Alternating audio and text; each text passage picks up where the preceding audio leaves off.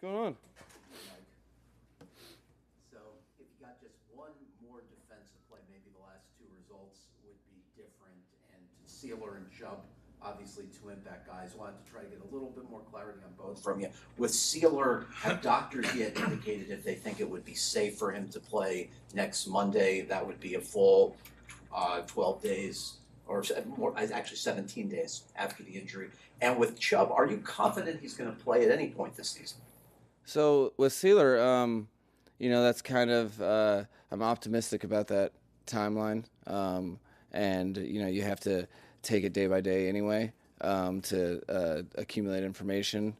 But that was more safe of a timeline, but from his injury, and so feel optimistic about that. I don't want to get ahead of myself. I'm optimistic that we'll see Bradley, but I do know that it's very simple. The time is based on how his body's responding, and there's no. I see him. I saw him today outside my window running. He's working incessantly on it. So, there's hope and optimism, but we'll see how that plays out. I couldn't, with reason, hedge my bet on that. But we'll continue to see how that progresses. I hate to have anyone speak for you, but Drew Rosenhaus was on TV last night saying that he had information suggesting that there's no interest in all in being sellers at the trade deadline.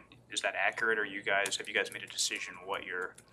Yeah, I mean, the I know two things exist, and one of which I think there's no real label on what we're doing, just because I know one thing, that Chris Greer and I both share a strong conviction in belief in this team and what it looks like if you can find a way to get over the hump, which we fully expect to.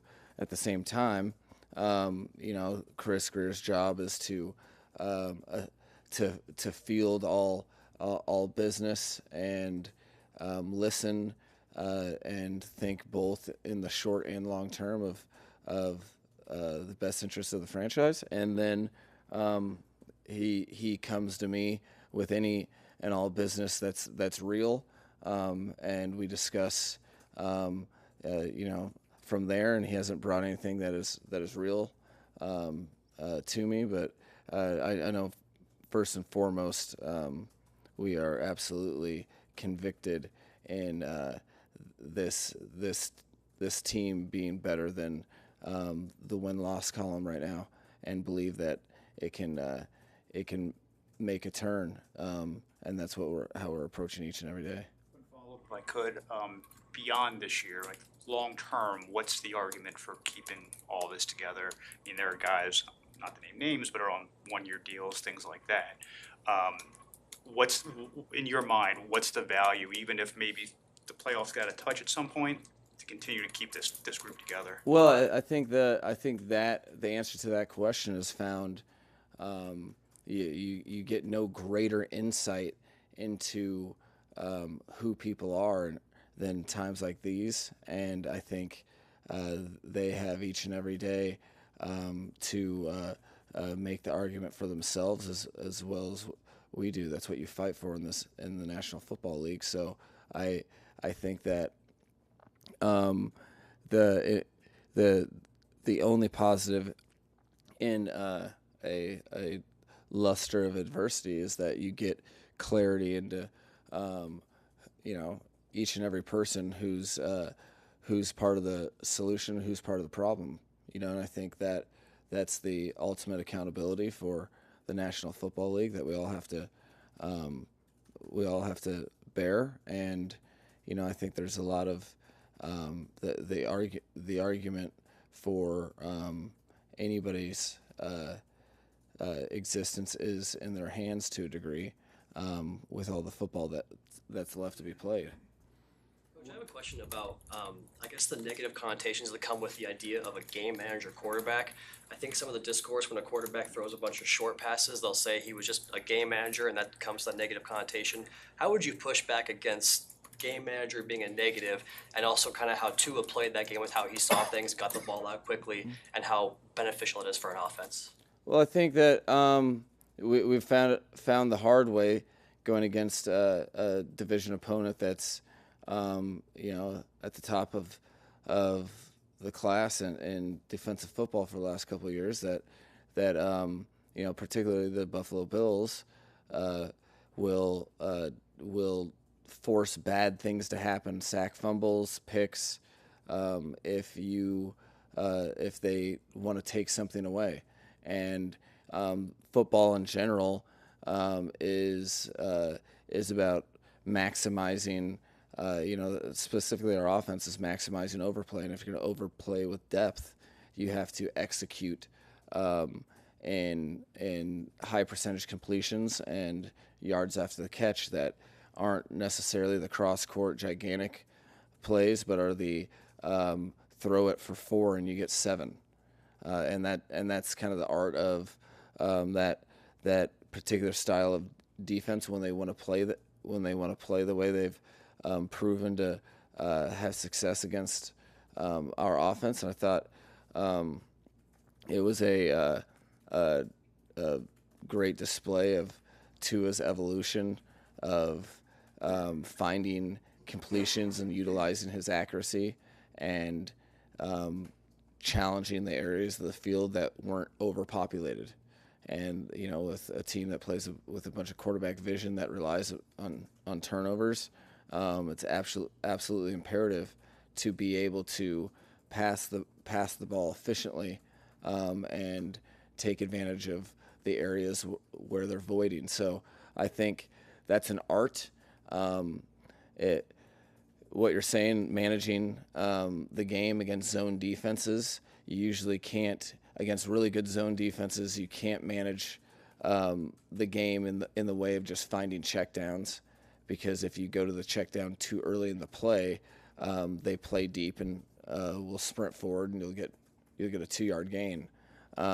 So you have to play the position to get appropriately to get the ball to the eligibles at the time of the play, and that is an art form that many quarterbacks find very difficult, particularly against the Buffalo Bills. So I thought yesterday was a great example of aggressively taking what the defense gives you, and he was able to do have some success that we haven't had in the past based upon his commitment to his craft and being aggressive to all eligibles based upon overplay.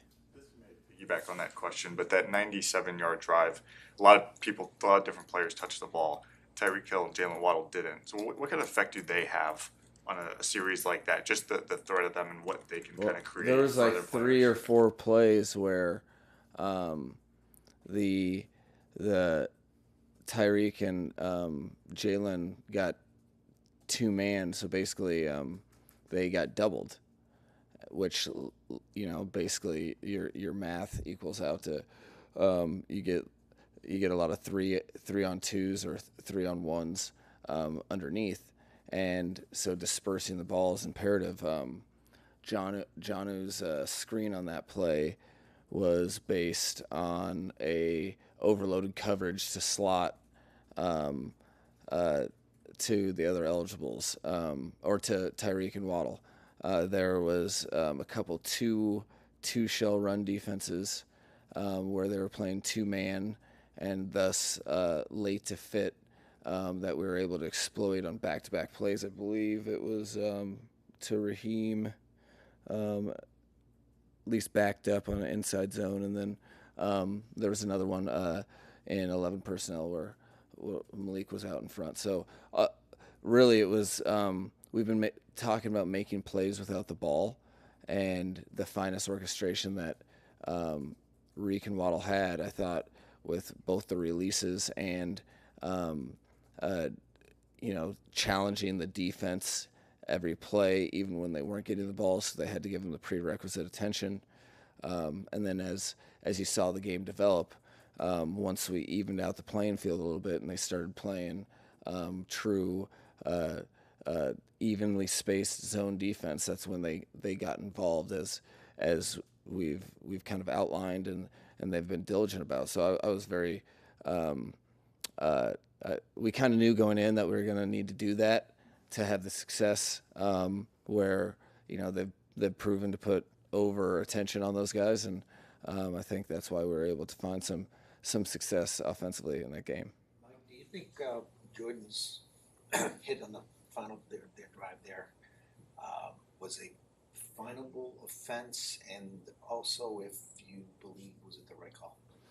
Well, I try to stay out of the things that I either way I've seen things not get fined and seen things get fined. I don't really have any idea. I just know that you leave yourself vulnerable anytime you leave the strike zone. I have no question in my mind that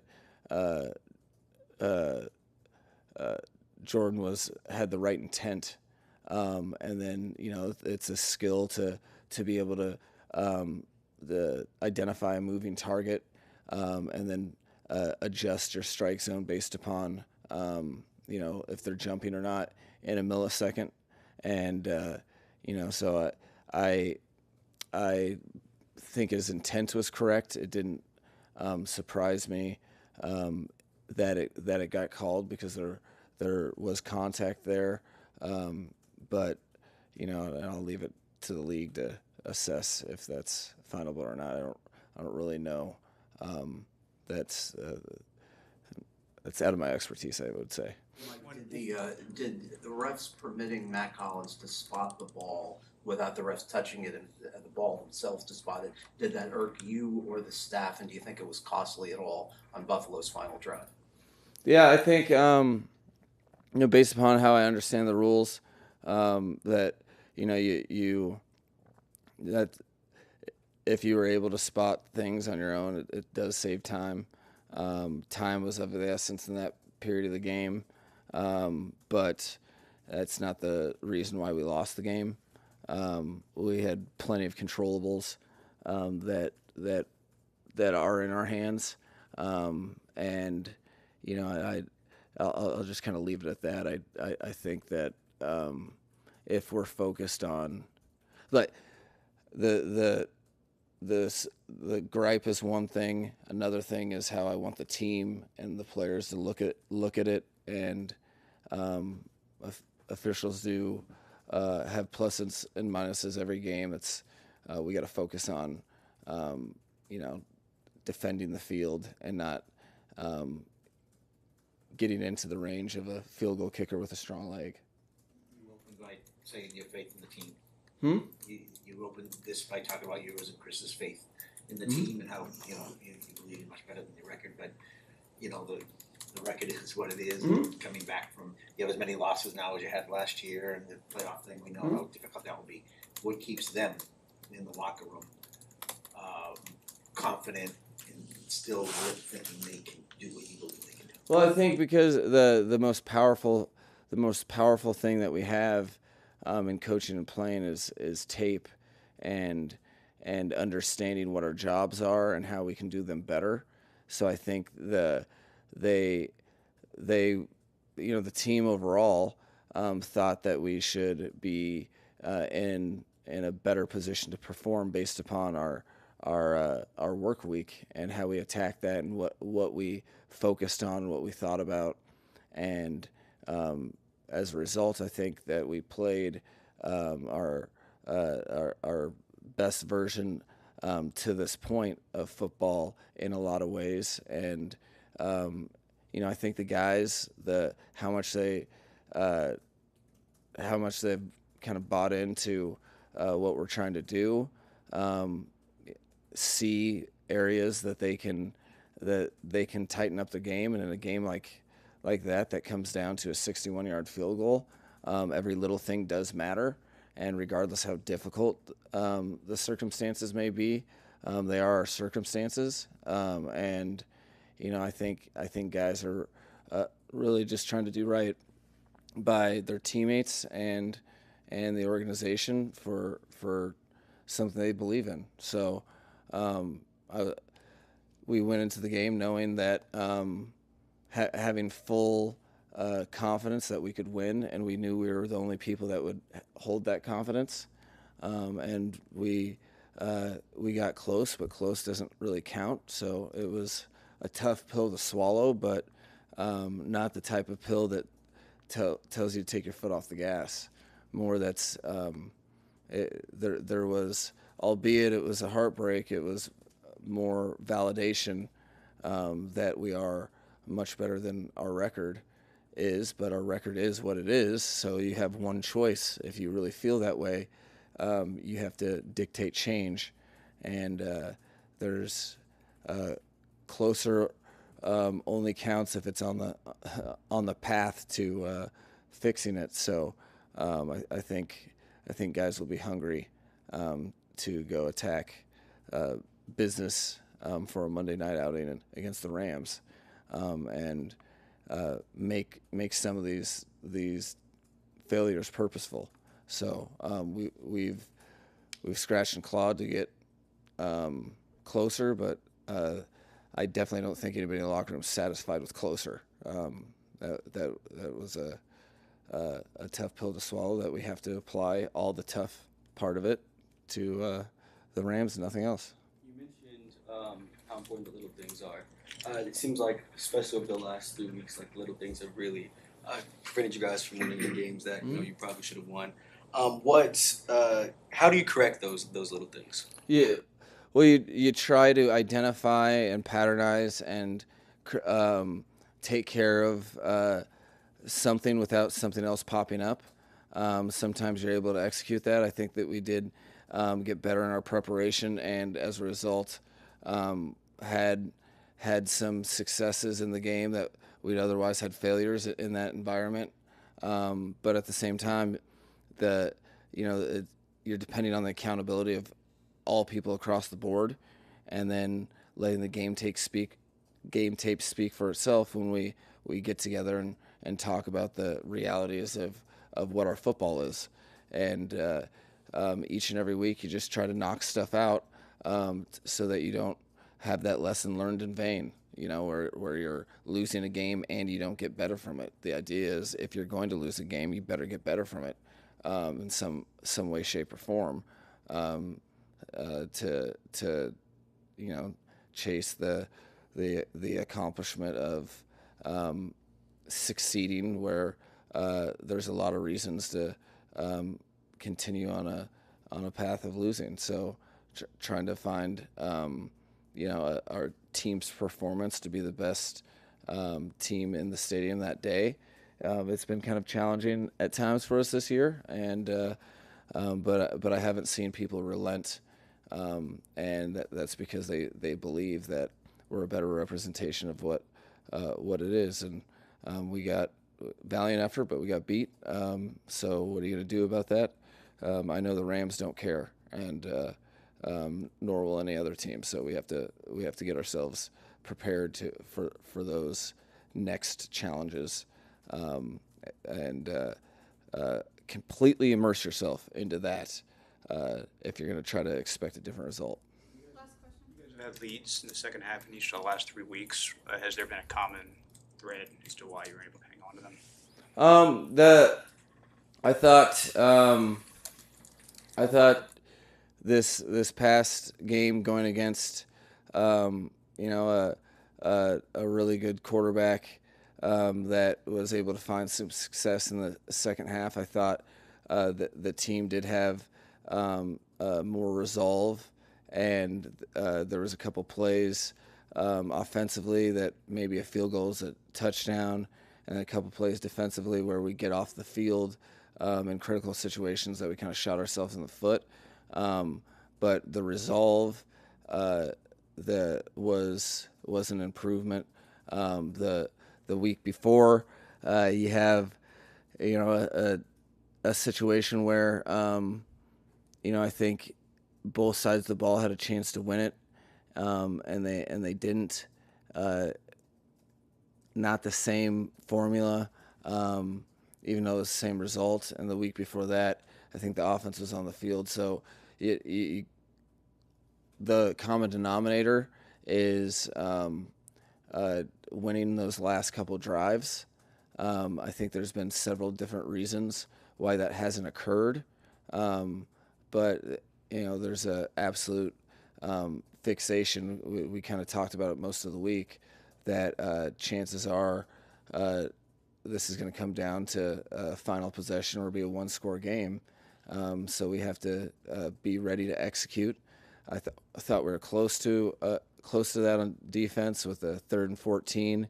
Shot ourselves in the foot, got to a 3rd and 9, and you're looking at getting off the field until you get that penalty. And then there was a couple throws that were 5 or 6 yard throws into the boundary that I think we could have been tighter in coverage. So that wasn't the same formula from the week before. And you have to be clear with that with the players. So it's just not like, woe is us. No, let's correct something and make sure we're not victims of the same circumstance in the same way.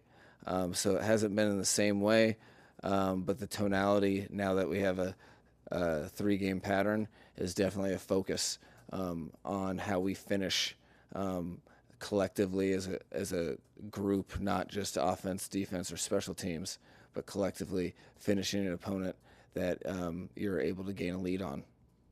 Thank you guys. All right.